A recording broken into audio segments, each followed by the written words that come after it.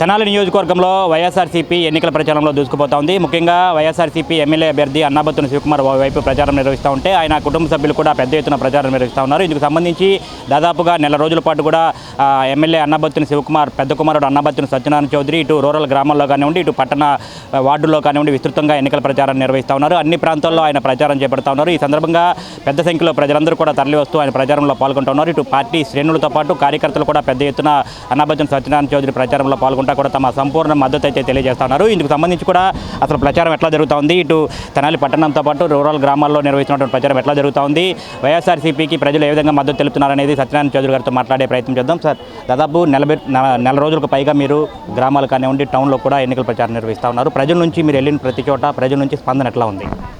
స్పందన చాలా బాగుందండి. అదేవిధంగా మన నాయకుడు మన శివన్న సుమారు 22,000 ఇళ్ల స్థలాలు ఇచ్చి చరిత్ర సృష్టించడం జరిగింది. అదేవిధంగా ప్రతి ఇంటి ప్రతి గడప బ్రహ్మరథం పడుతున్నారు. మళ్ళీ మన శివన్న గెలుపు కోసం ఎదురు చూస్తున్నారండి. దాదాపు మీరు 2019లో కూడా విస్తృతంగా ఎన్నికల ప్రచారం నిర్వహించారు. అట్లాగే ఇప్పుడు ఆ ఎన్నికల ప్రచారంలో కూడా అన్నాబత్తుని శివకుమార్ భారీ మెజార్టీతో విజయం సాధించారు. ఇప్పుడు తాజాగా 2024 ఎన్నికల్లో ఈ 5 సంవత్సరాల నుంచి జరిగినటువంటి మంచిని ప్రజలకు వివరిస్తూ కూడా అన్నాబత్తుని శివకుమార్ ముందుకు వెళ్తున్నారు. ఈ 5 సంవత్సరాల నుంచి ప్రజలకు మీరు మీ ప్రభుత్వం ద్వారా ఏ విధంగా అండగా నిలిచారు? హిస్టరీ రిపీట్ అవుతుందండి. అంటే ప్రచారంగా మీరు ప్రజల దగ్గరికి వెళ్ళి వారితో మాట్లాడుతున్నప్పుడు ప్రజలు ఏం చెప్తా ఉన్నారు? 5 సంవత్సరాలుగా వారికి సంక్షేమ పథకాలు అందాయి, దాని గురించి ప్రజలు ఏం చెప్తా ఉన్నారు?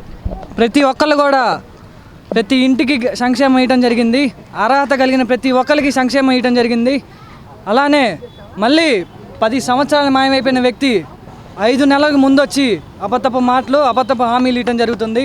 ప్రజలందరూ కూడా వాళ్ళకి సరిగ్గా బుద్ధి చెప్పడానికి రెడీగా ఉన్నారని తెలుపుకుంటున్నాను. మరి కొద్ది రోజుల్లో 4 రోజుల్లో ఎలక్షన్స్ జరగబోతున్నాయి, పోలింగ్ జరగబోతుంది. రేపు సోమవారం మే 13వ తేదీ పోలింగ్ జరగబోతోంది. మీరు ప్రధానంగా ప్రజల్ని ఉద్దేశించి ఏం రిక్వెస్ట్ చేస్తున్నారు? తెనాలి నియోజకవర్గ ప్రజలందరికీ నా విన్నపం, ప్రతి ఒక్క గడప కదిలి వచ్చి మన శివన్నకి ఓటేయవలసిందిగా కోరుతున్నాను. మళ్ళీ మన శివన్నను గెలిపించుకొని సంక్షేమం కానీ అభివృద్ధి కానీ ఇవన్నీ ముందుకు వెళ్ళిపోవాలని కోరుకుంటూ థ్యాంక్ యూ అండి. ఖచ్చితంగా చూసుకుంటే కనుక తెనాలి నియోజకవర్గంలో తెనాలి పట్టణంతో పాటు రూరల్ గ్రామాల్లో చేపడుతున్న ఎన్నికల ప్రచారానికి ప్రజల నుంచి కూడా విశేష స్పందన వస్తుంది. ప్రజలందరూ కూడా బ్రహ్మరథం పడతా ఉన్నారు.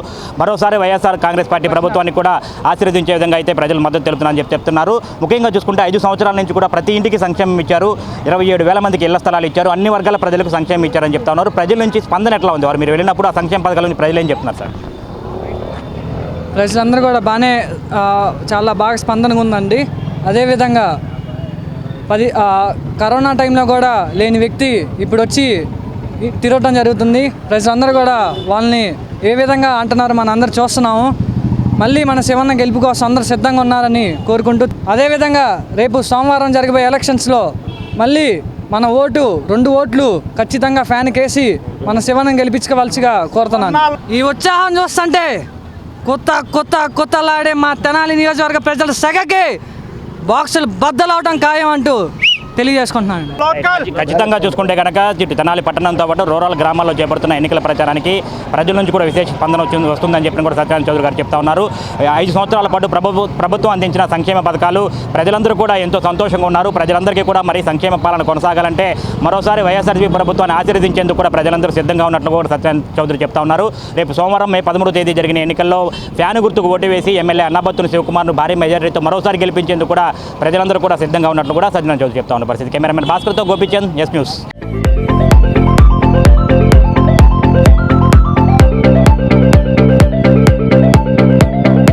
Please subscribe to our YouTube channel.